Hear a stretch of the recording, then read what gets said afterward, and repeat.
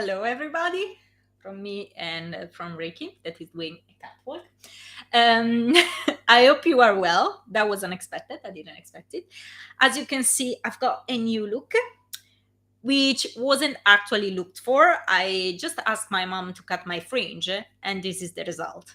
So there is a lesson right there. If you can read between the lines, if you want a French, don't ask your mother. Go to the hairdresser. But well, since some people say that it's actually kind of fashionable, I find it kind of punk. But then, well, it's on. I'll keep it until it will grow up.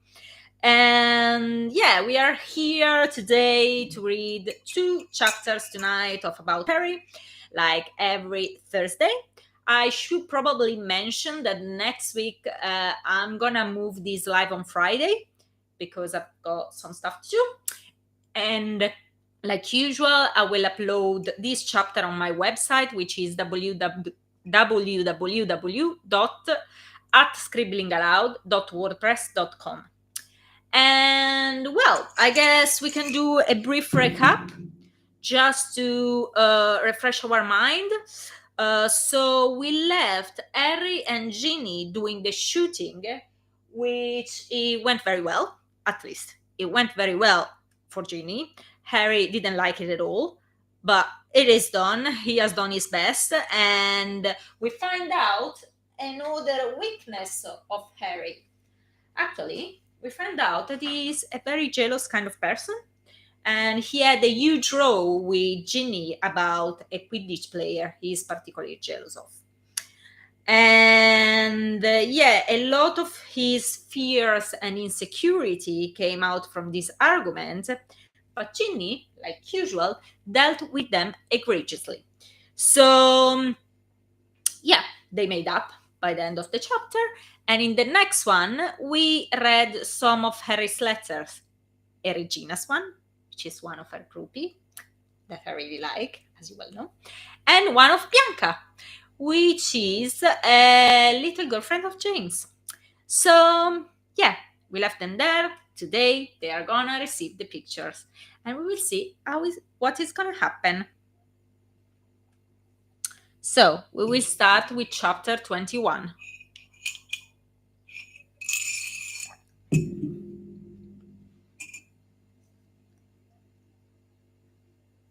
The pictures.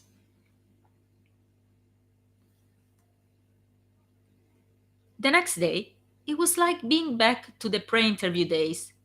Ginny couldn't concentrate on anything, fretting over nothing, and looking at the clock on the mantelpiece every 30 seconds. After lunch, she wasn't containing herself any longer.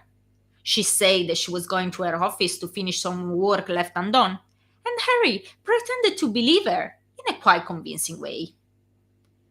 He was kind of glad by her leaving, actually. He was tiring to having her in that mood at home. As soon as she was gone, he made appear some crisps, chocolate, and pumpkin pastries, and called for the boys. He was a tacit agreement that when they were alone, they would sneak in some junk food and enjoy it secretly, as Ginny totally condemned it. You It was a way, like any other, to bond with his son. They would chat normally or practice some defensive spells, despite the prohibition to use magic outside school. That's why it had to be done when Ginny was absent. Harry was very strict on them getting the highest marks in defense against the dark arts.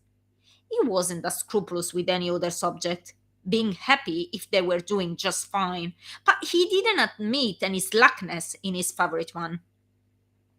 The day before they could start their feast, he insisted on seeing their progress. Albus had just started, but James was very advanced for his age.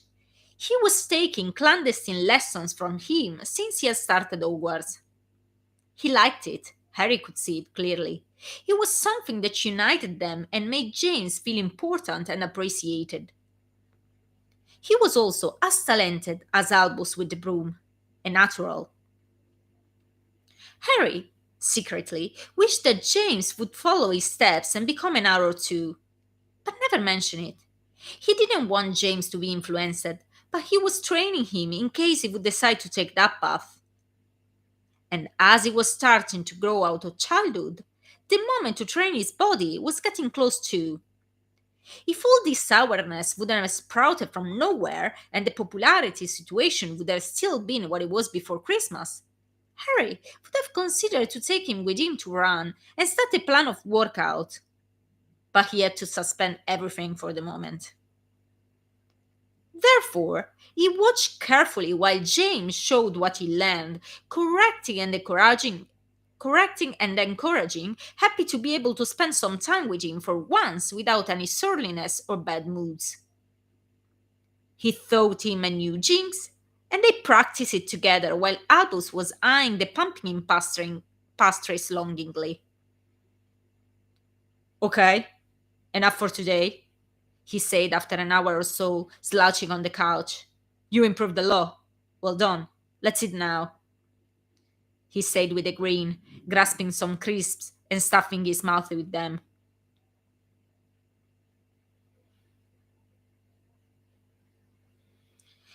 When are you going to teach me the Patronus spell? James inquired eager. Every single holiday, the same question was asked since he was 11. That's a very advanced one, very tricky. I guess in a few years. We would need a Bogart or something of that kind to practice on, he murmured, always supposing he was still transforming a Dementor for him, and, in case, where one could be found. Perhaps in 12 Grimaud Place? The house was empty. It had been decontaminated, but at the same time, there were many dark objects, like Sirius' mother portrait, the house elf's head, and the family tapestry, that made the plan of renting virtually impossible. Harry had never lived there. Besides being gloomy and full of dark memories, it wasn't a safe enough place for him anyway. The address was known, not by many people, but still, it wasn't as protected as his own place. The only use that was put to it was by Ted. Early on in his relationship with Victoire, he had told him how to get inside so he could use it to be alone with her. That was a kind of secret too. He wasn't sure how Ginny or Bill would have approved of it. But he was of the mind that it was better to give them a place to be alone with each other in safety instead to look for it anywhere else.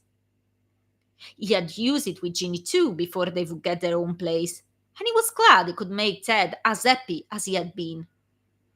When he disclosed to an 18-year-old Ted, I'm sorry, when he disclosed to an 18-year-old Ted his plan, he almost received back tears of joy. He didn't know of the existence of that place and couldn't believe his luck in being able to use it. Victoire was 15 at the time, perhaps a bit young, but Harry was eager for Ted and her being a couple. She was in a dangerous situation because of her beauty and attraction, an easy prey because of her youth and naivete, and Harry wanted to make sure she would end up with somebody who treated her well and trustworthy. He had completed faith in Ted. He was also mildly curious to know how an intercourse with a villa woman could be. Only looking at her, it was destabilizing, let alone anything else. He had asked Ted in confidence how their first time had been. It wasn't anyway the first one for Ted. And he only answered, very coyly, quick. Harry had spent the next half an hour in a grip of unstoppable laughter. How old were you when you learned the Patronus spell? James asked him eager. Harry reflected on it. Actually, I was your age, he realized with stupor. By the end of the third year, he had already mastered it well enough to chase away a significant number of the mentors. If I found something to practice on, we might even try the next Christmas holiday. What do you think? Brilliant, he answered exulted. I want to try too. Albus retorted with a frown, stuffing his mouth with the pastry. You will have to wait at least a couple of years more. You still need to master your disarming spell properly, Harry apostrophized him. What's your Patronus dead? James had asked, taking a licorice wand and starting to chew it greedily while slouching on the armchair. Harry became hesitant. He hadn't told anybody about his patronus changing shape yet, and it was somewhat a delicate subject, being so linked with tender emotions like his sorrow for Lily's death and his delight for the new baby. But he didn't want to ruin the coziness created with the usual no answering policy, and decided for the truth. It used to be a stag when I was young, but since a few months it has changed. Can it change? James asked, stopping his chewing and glaring at him interested. It can, after some strong emotions or experiences. What? He started asking, but seeing Harry's fixed expression, he sobered up suddenly. Oh, he only uttered, looking away. What did it change to? Albus asked. A phoenix, he answered curtly. James widened his eyes, but before he could add anything, Harry, wanting very much to change the subject, asked with a lighter tone. So, what about this Bianca? Do we still want to pretend she's just a friend? Is she pretty? Albus sat up excited with a grin. She is pretty! They are always glued together. It's disgusting, he grimaced. James stood up flushing. Shut it! It's none of your business! Harry laughed. Nothing wrong with that. James wavered, suddenly sheepishly. He started to gabble. I don't know if she's my girlfriend, really. I mean, we hung out and everything, but we never straightened it out. Straighten it out then. Do you want her to be your girlfriend or not? Harry asked.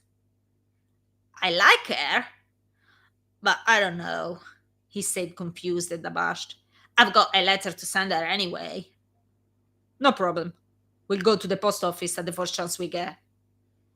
If we could just get an owl, James said with a pleading tone this time. Harry turned a deaf ear. Harry turned a deaf ear, looking at a card he just got from a chocolate frog. Dumbledore. He winked at him. Harry smiled, biting the frog's head off. Do you think I could go to visit her? James asked again with the same pleading tone.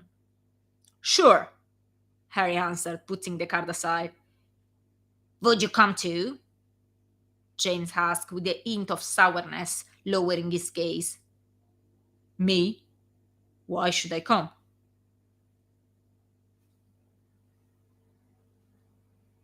Never mind, James answered in a return of sulkiness, crouching on the armchair.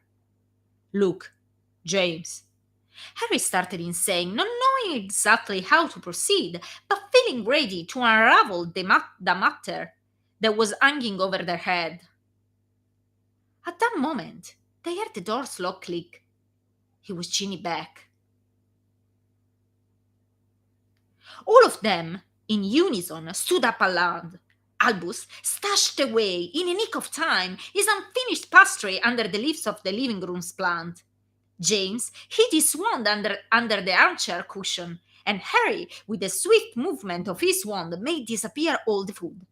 Everything in 2 second nets. In 2 second net. As Ginny stepped over the living room, Albus was biting a carrot stick nonchalantly. Harry was lying on the sofa with a book, and James was rearranging a stack of chocolate cards.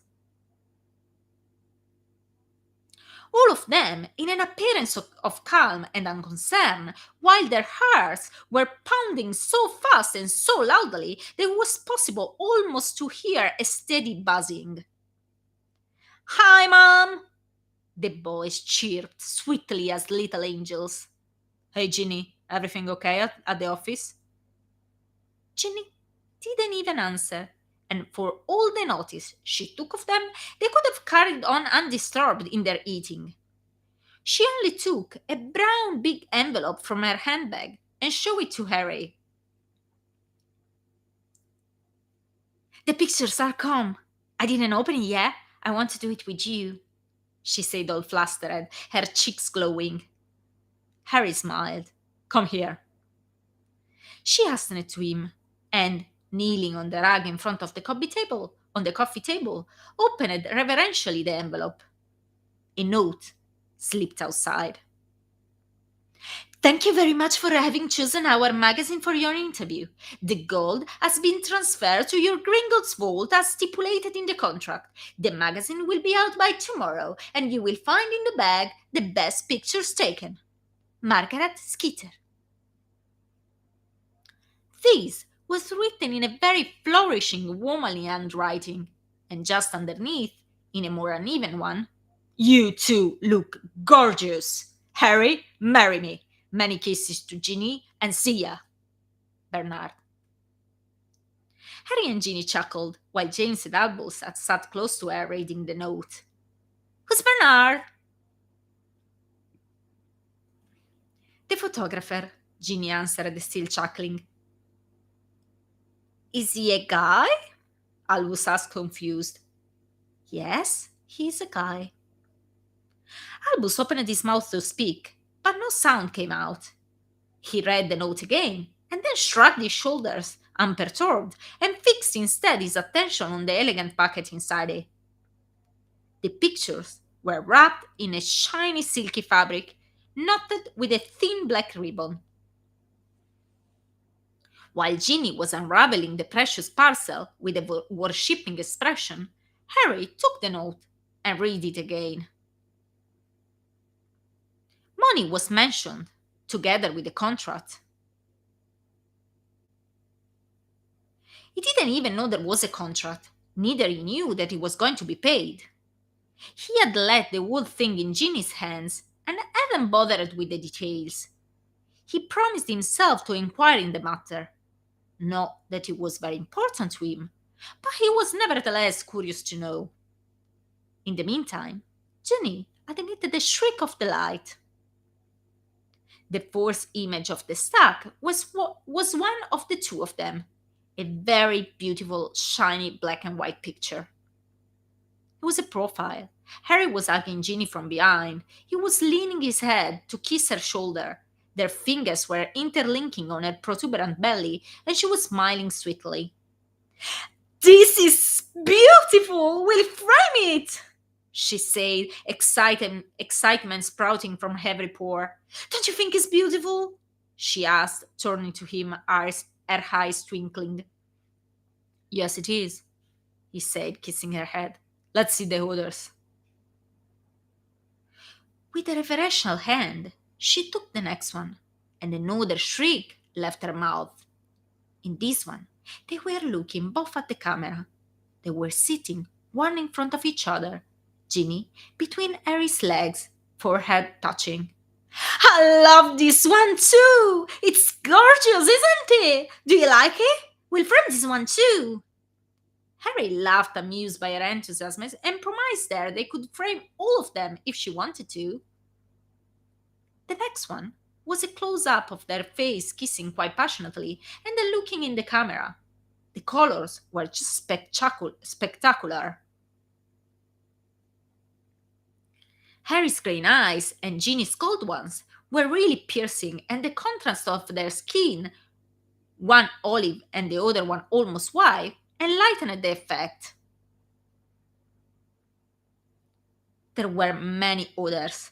Ginny was emitting any kind of possible and impossible cries of admiration and delight, ranting as mad of which one was the best one, why, where to hang it, and to whom show it first, and how many copies she wanted of each.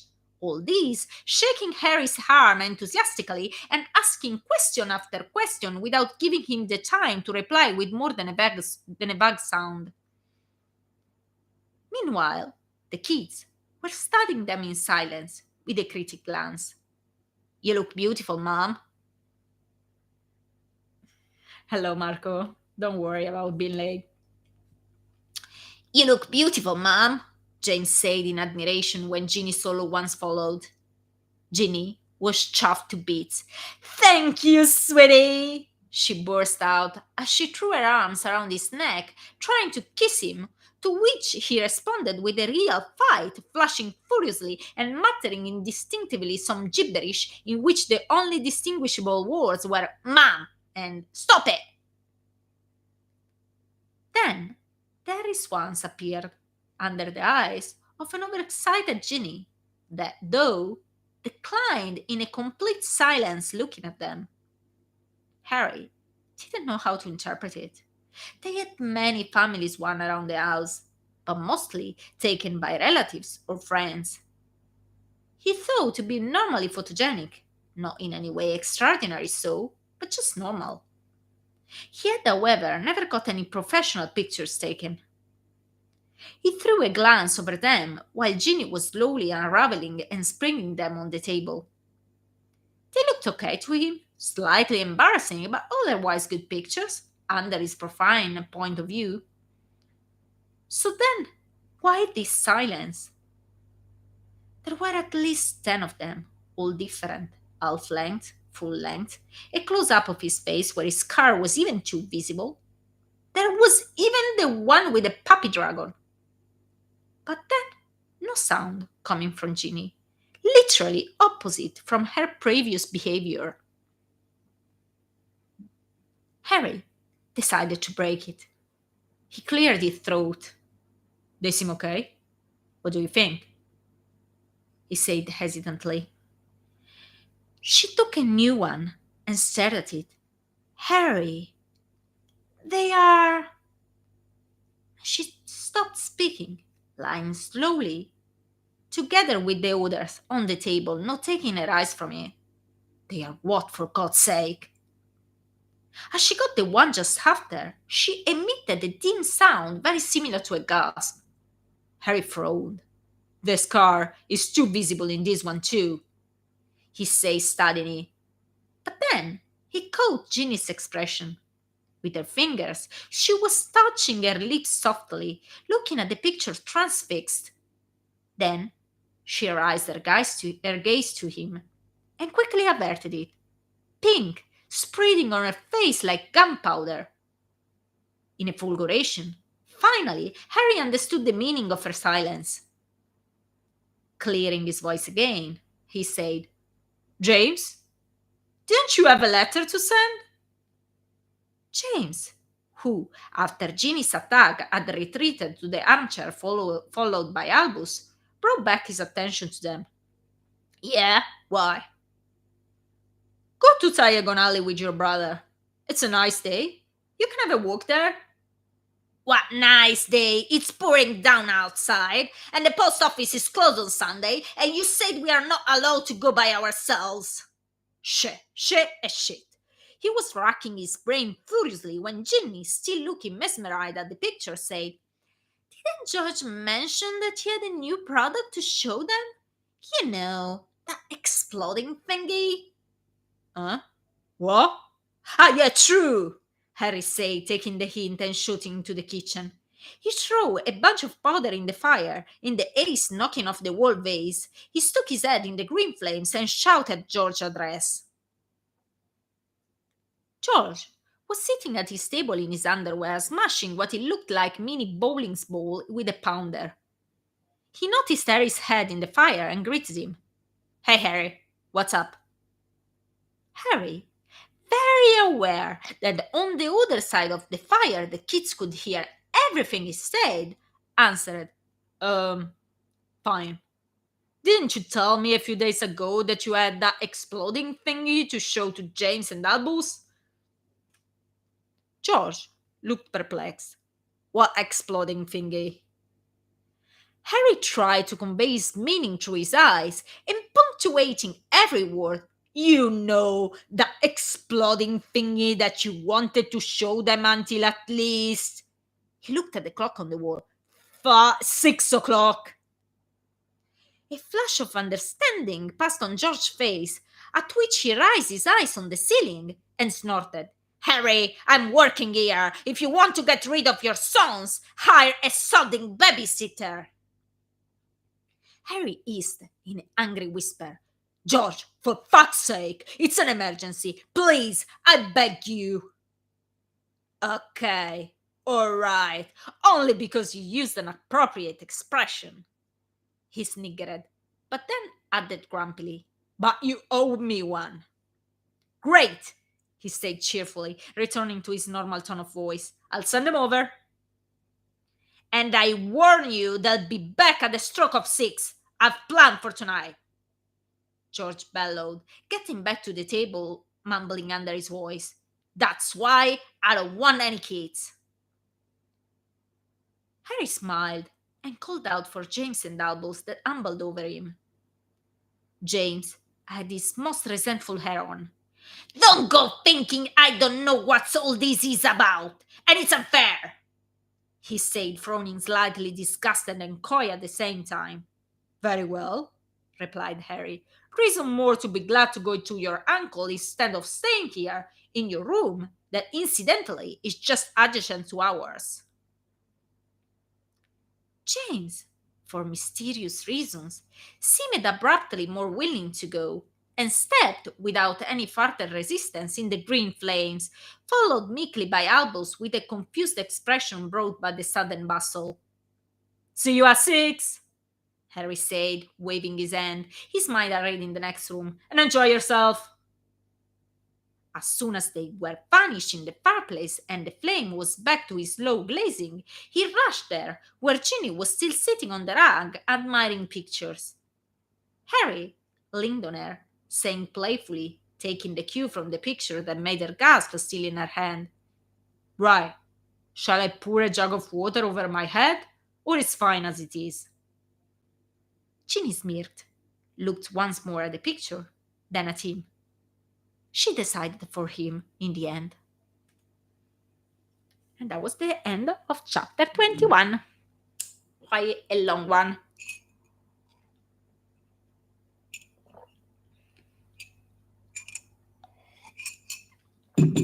I hope you like it.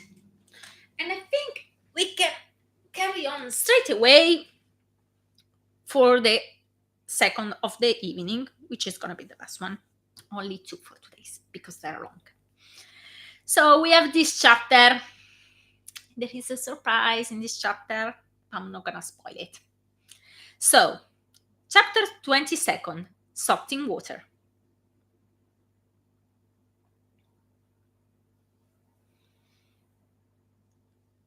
The next day, Ginny was already gone by the time Harry woke up.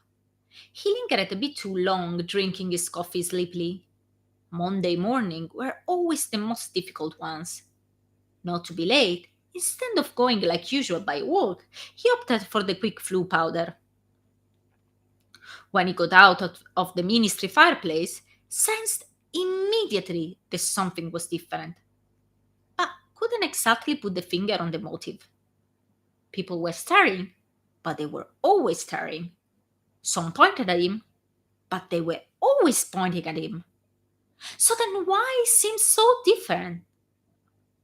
He was still trying to figure it out, getting the lift, but when the doors opened, he heard a gasp and the rustling of paper. He raised his eyes to see 2 witches, quite flustered, looking at him with a blush. Nothing new there either. Hello, Harry! They trilled with a somewhat strangled voice. Instead of the do we know each other he was always tempted to give on this occasion, people always felt authorized in addressing him informally just because them, and only them, knew him by name. He replied with a greeting, not giving them a second glance. At the second floor, getting out like every day, followed by the usual cloud of yellow inner department memos, the feeling intensified. Definitely something was different. More stairs, maybe? More pointing? More blushing? He walked briskly toward his department, tried to ignore it. Elizabeth was waiting for him like every morning with his mail. But there was a difference there, too. Her cheeks were slightly pink, and she averted her gaze when he greeted her. His 50 something Elizabeth, the mum he never had. Flushing. Odd. What the heck is going on? He thanked her and swiftly peered himself in the glass door just to make sure everything was in order. No stains of coffee, no t-shirt inside out, no crazy hair. Well, no more than usual anyway. Everything seemed okay. Perhaps hair was getting a bit long, but nothing to justify all this flutter. He frowned. His colleagues, all huddled around the same desk, were already there, and when he stepped in, the same rustling of paper off the lift could be heard as all eyes bolted on him. Good morning! Oh, I'm sorry, wrong voice. Good morning, all, he greeted. No answer, no movement, no sign of life. Petrificus totalus. What? He asked, nettled. Good morning, Harry! They chirped in unison. Resurrection of his self, life returning in their limbs. He marched in his office, starting to feel uneasy. Something was wrong. He could just tell. He tried to chase it from his mind in the workload of the day. Notwithstanding, he was disrupted very often in a hustle and bustle of people that seemed just wanting for an excuse to butt in. Or at least that was his impression, strengthened by the fact that by the end of the morning he had collected and pretended to drink 2 coffees, 3 teas, 1 latte, and 1 glass of pumpkin juice. He had moreover collected and pretend he had moreover collected 1 note from the minister reminding him of the oncoming dinner, 2 notes from heads of other department with the same invitation, and 1 other with the request of present for an oncoming wedding. The name of the bride and groom didn't ring any bell to him. By lunch break, hunger drove him to the break room to get a sandwich. A very uncomfortable short walk accompanied by stairs the whole way, making him feel like being on a catwalk. While he was paying his sandwich to an over-smiling old wizard wishing to return in his stare-free private office as soon as possible, he glimpsed with the corner of his eyes a familiar mountain of bushy wild hair. Hermione! He bellowed, startled. She turned, and he was there. His familiar Hermione, in her business suit, exactly as if she never left the ministry. The only difference was that once she spotted him, red boomed on her face in a second. That's right, her too. This is enough. He ambled steadfast over where she was sitting with the witch and got her by an arm. Come with me, he ordered, and basically dragged her all the way to his office. He closed the door behind them and confronted her. Right, what's going on? He asked stern. What do you mean? She replied, wavering, her cheeks still red as cherries. Why are you blushing? Why is everybody staring? What's wrong, for God's sake? He asked, exasperated. Well, Harry, she started in saying, hesitant. Well, what? Speak, Hermione. Well, what? The whole morning I had people staring and gaping, and I agree with you it's nothing different than usual, but I have the strong feeling that today is worse. Why is everybody staring? Well, Harry, she repeated, cautious. I can't just speak about the woman, but I think that the reason behind the stare is that they are stripping with your eyes. Stripping with their eyes, she continued, gaining confidence with every word. And who can blame them, really? It was Harry's moment to gape and blush. Why? What's different than any other day? He asked after having regained his wits. Hermione, rolling her eyes dramatically in a super Hermione-ish way that made Harry realize how much he had missed her, walked out of, walked out of the office. Carola, can I borrow these? He heard her saying from the other room. She was soon back with the magazine. She riffled quickly, finding the page she was looking for, and blushing again, shoved it under his face. This, is different. It was the picture that Ginny had found so attractive.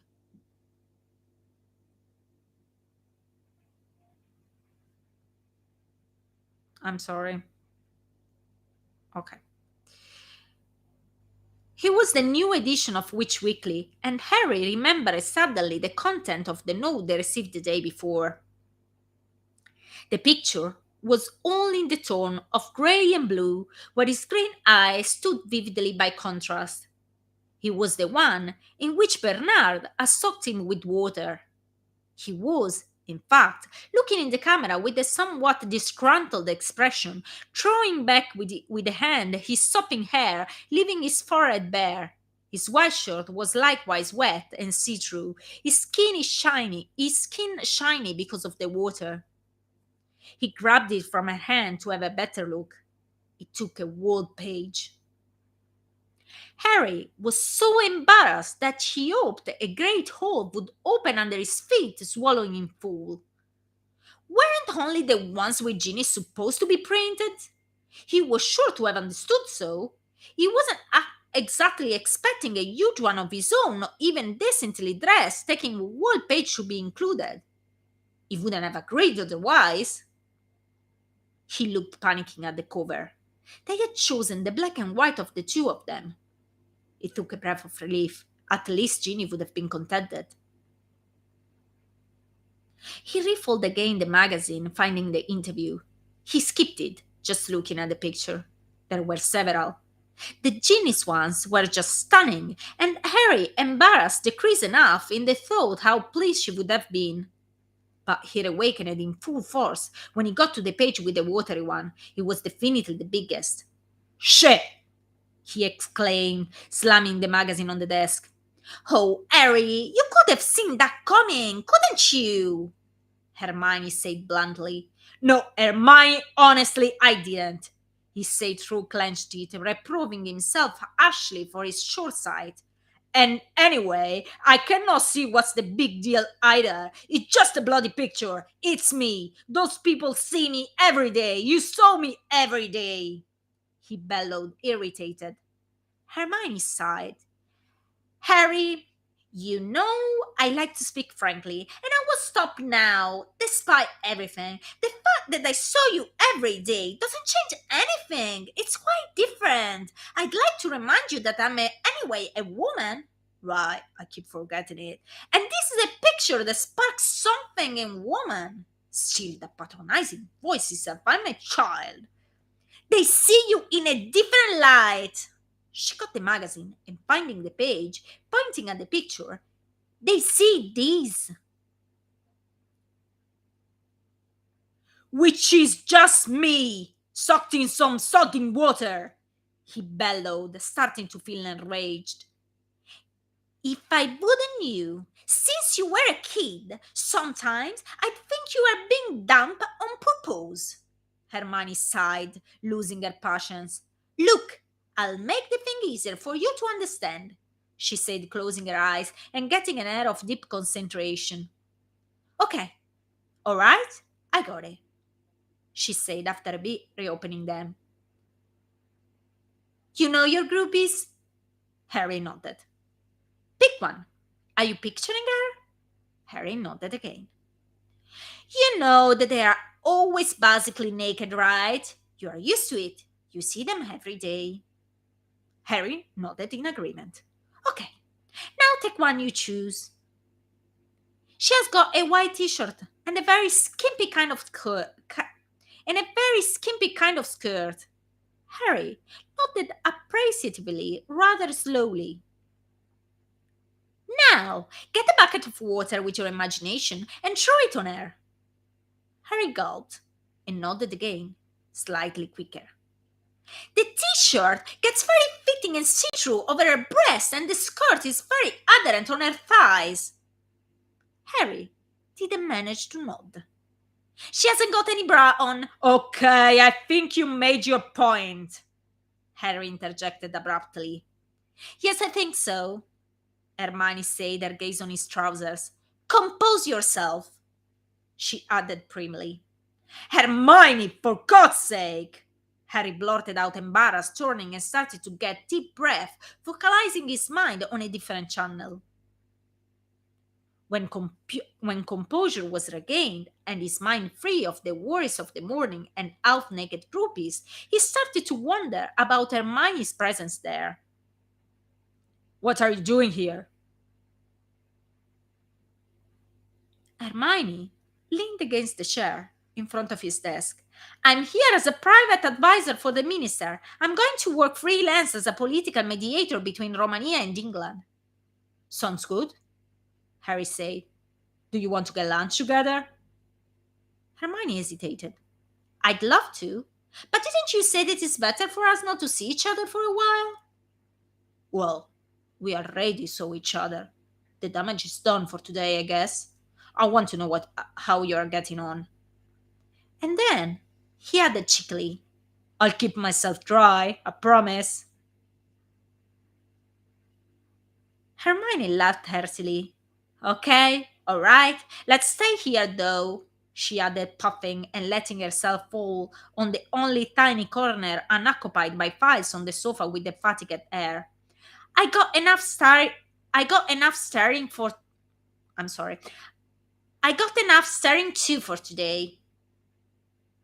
And Harry didn't know if it was for a mention of her in the interview or because of Ron. He didn't inquire. Whether one or the other, he didn't want to cause any additional distress. And that was the end of chapter 22.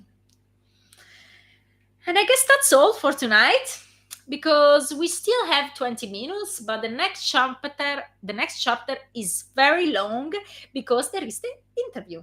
So we will get ready too. And there won't be only the interview, there is gonna be Luna as well. And this time she's gonna be there, not just a description. We will see her. And yeah, I found that exciting. And I thank you to have been here. I thank you to listen it if you are listening like later, not live. And yeah, I hope to see you again the next week, which is, I remind you, it's gonna be on Friday and not on Thursday, but at the same hour. So, well, I guess that's all. You will find the chapter on my website. And yeah, I wish you good night. Kisses to everybody.